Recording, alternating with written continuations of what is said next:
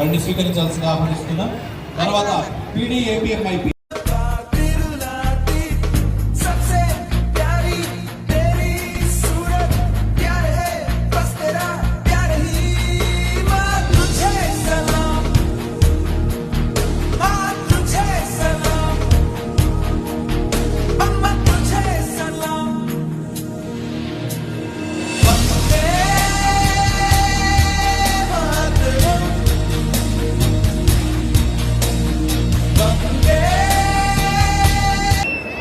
ముఖ్యంగా పొరలమని, అలాగే దుప్పటి, మందమైనటువంటి రగ్గు లాంటి వాటిని కప్పుకొని ఎలా పొరలాలి, ఏ విధంగా అగ్ని ప్రమాదం నుండి మనం బయటపడాలన్నటువంటి చేయాలన్నటువంటిది డెమో ద్వారా అందిస్తున్నారు. గమనించాలి, ఇదంతా ప్రజల యొక్క అవగాహన నిమిత్తం చేస్తున్నారు.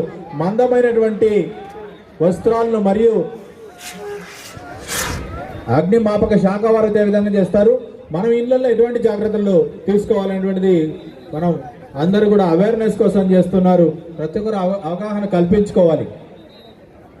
దినోత్సవాల్లో కల్పిస్తున్న అవగాహనలో ప్రతి ఒక్కరికి ఉపయోగపడుతుంది కాబట్టి గమనించాలి ఒకసారి.